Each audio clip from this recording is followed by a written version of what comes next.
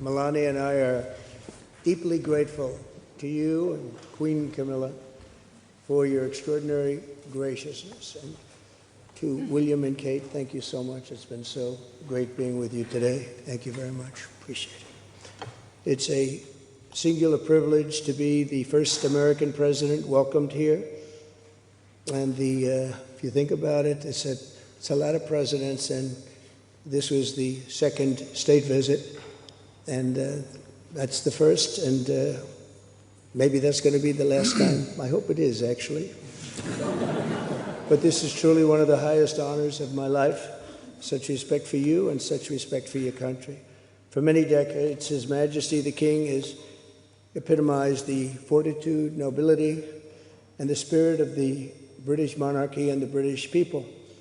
He's dedicated himself to preserving the glory and unique character of this kingdom, restoring life to the rivers and streams, supporting the works of its artists and composers, planting trees and gardens in its countryside. And I just visited one of the most beautiful I've ever seen that you just completed, and protecting the architectural integrity of cities, villages, and towns.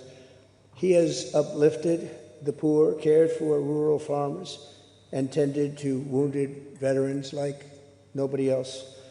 I'll tell you that I just stood in line and shook about 150 hands, and the king knew every single person and every single company, and some of them had bad names like XYZ-Q3, and he knew every one of them, or at least I think he did, because nobody was complaining. I was very impressed with that. But I just want to say that His Majesty has also raised a remarkable son in His Royal Highness, Prince of Wales.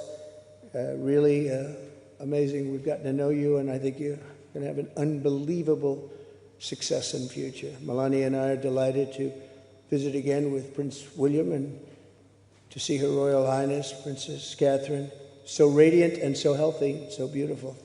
It's really a great honor. Thank you. Many years ago, His Majesty opened his archives to a biographer. Among the documents was a letter from 1993 in which he described the patriotism and guided his many projects. He wrote that he was, quote, entirely motivated by a desperate desire to put the great back into Great Britain. In the finest tradition of British sovereigns, he has given his whole heart, everything he's got, to those parts of Britain that are beyond the realm of mere legislation. It's not easy, but which define its essence and its virtue, its harmony, and its soul. It's an amazing calling, and there's nobody that's answered that calling like you have.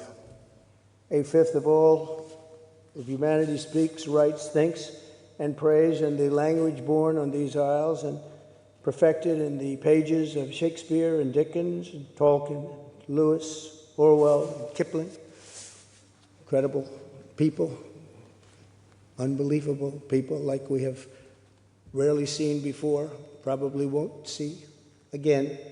The lion-hearted people of this kingdom defeated Napoleon, unleashed the Industrial Revolution, destroyed slavery, and defended civilization in the darkest days of fascism and communism.